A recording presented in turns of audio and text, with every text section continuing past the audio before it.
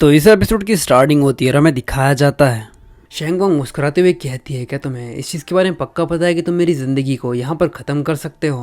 और ये कहते हुए वहाँ पर गाना शुरू कर देती है, क्योंकि भाई वो एक मरमेड है, वो गाएगी, मछलियाँ उसकी तरफ अट्रैक्ट होंगे और वो सभी लोग भी मंत्र मुग्ध हो जाएंगे उसको लेकर, जो कि यहाँ पर हो ही रहा था। हमें एक बंदे को दिखाया जाता है जो कि बोट के अंदर चढ़ चुका होता है और वो सामने की तरफ देखता है।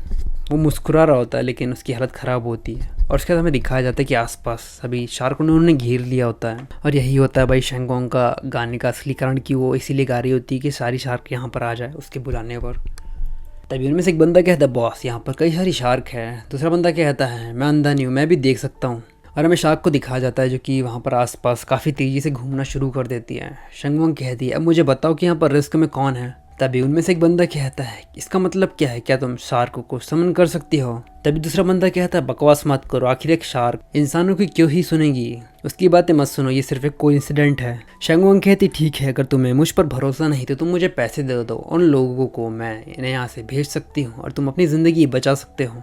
और ये कहते हुए दोबारा गाना शुरू कर देती है, जहाँ पर हमें शार्क को दिखाया जाता है कि उसके गाने से और भी ज़्यादा गुस्से में आ रही होती है, एक प्रकार का शायद मैसेज वैसे छोड़ रही होती है कि मारो सालों को।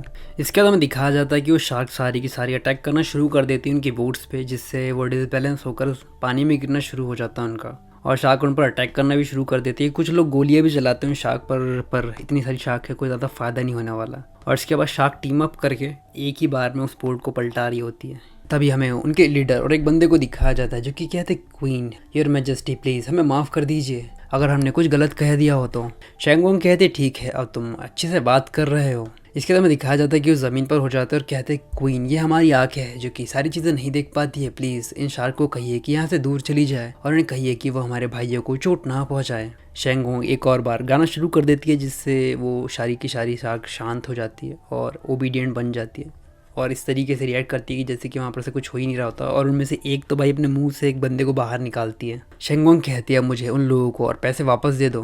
वो बंदा कहता है, क्या तुम्हें वो देना है अभी। शेंगोंग कहती है, तुम्हारे सारे जो वैल्यूबल्स चीज़ है जो कि तुमने चोरी करके लाई है वो इस स्पीड बोट पर फेंक दो जहाँ तुम्हारे बॉस है, और जल्दी से यहाँ से गायब हो जाओ, तुम लोग मेरे पेट्स के भोजन बन जाओगे। जैसे ही वो ये बात कहती है वो घबराना शुरू कर देते हैं और कहते, प्लीज़ हमें माफ़ कर दीजिए। और उसके बाद वो सारे पैसे वगैरह सब कुछ उस तरफ फेंकना शुरू कर देते हैं और वहाँ से भागते निकल जाते हैं। इसके बाद हमें जुनजुन के माँ बाप को भी दिखाया जाता है जो कि सामने की तरफ देखते और मन में कहते हैं, ये तो सच में काफ़ी ज़्यादा अजीब सी बात है, एक छोटी सी लड़की जो कि शार्क को मैनिपुलेट कर सकती है, ये तो काफ़ी बढ़िया है।